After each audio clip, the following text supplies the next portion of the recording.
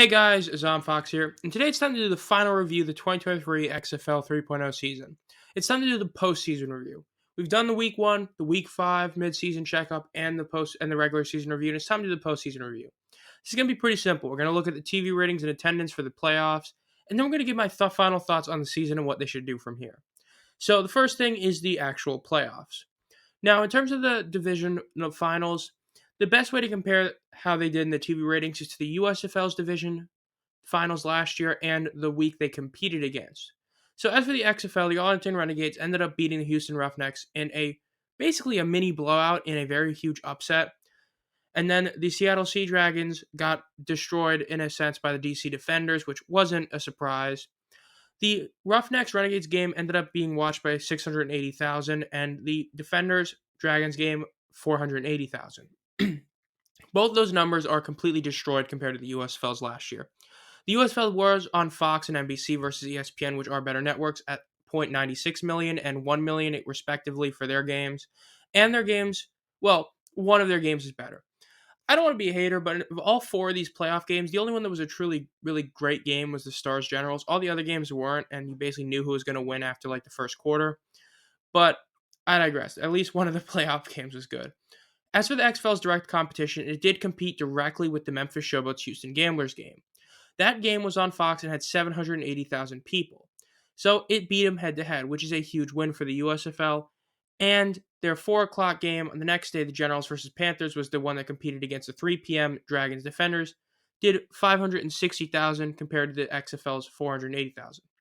The USFL, I said this week when this happened, I said the first 2 weeks for the USFL ended up going about, even. I think that both leagues should look at it and be fine. I said this week was the difference. The USFL won that battle. Look, I understand that ESPN isn't as good as the over-the-air networks, but when you have sites like Sportsnet truly expecting that the ESPN broadcast would beat head-to-head against the USFL, and they not only don't, but they get beat themselves, that's bad.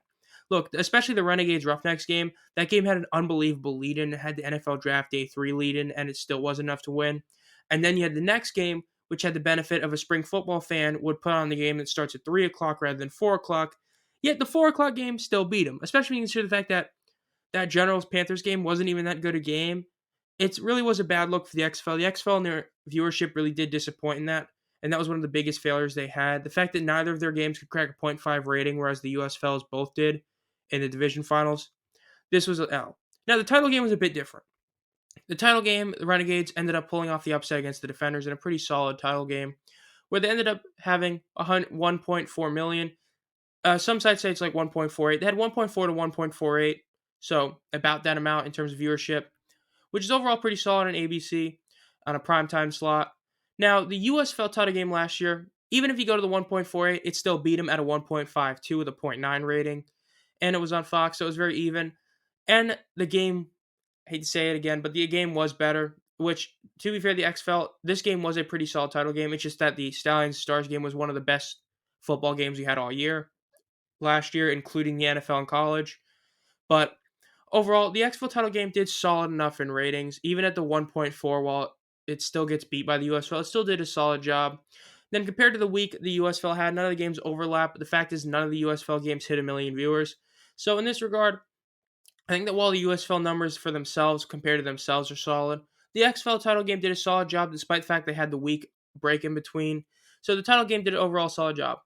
Now, in terms of attendance, this is where the goods are gone.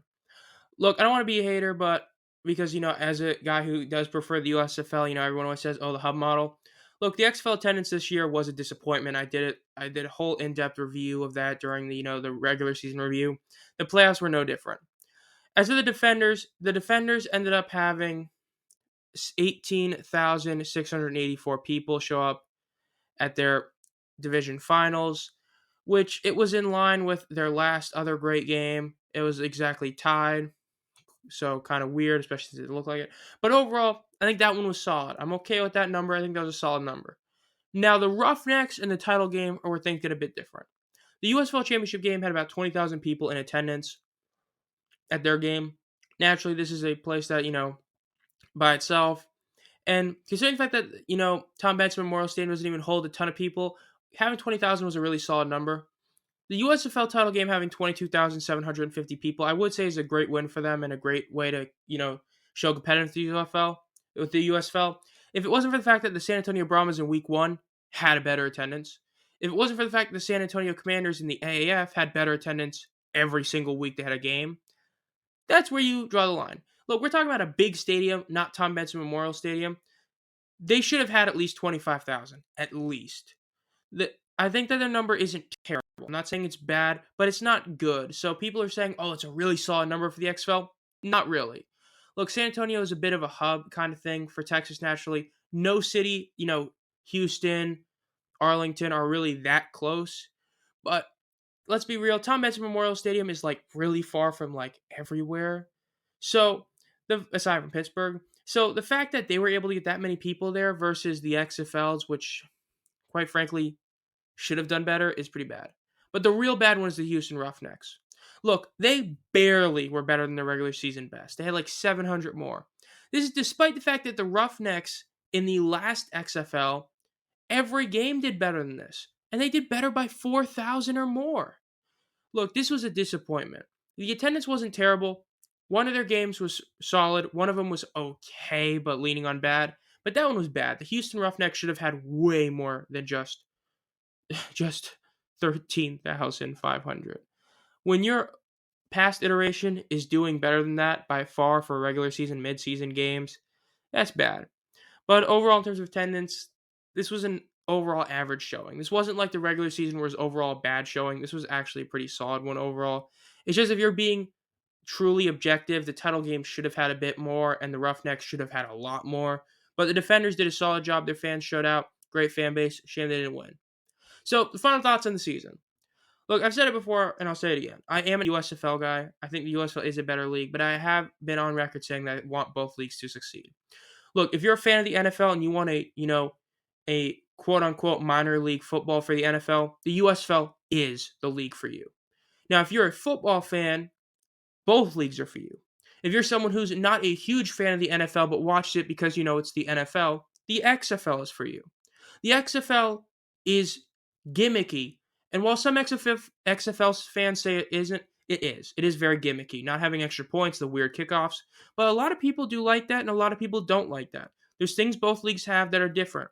And next year, once the USFL has all their teams in home stadiums, there's really no insane advantage for either league. Some people will try to say the talent's better or something. No, it's not. Trust me. The talent is equal across both leagues. Some positions are better here, some positions are better there.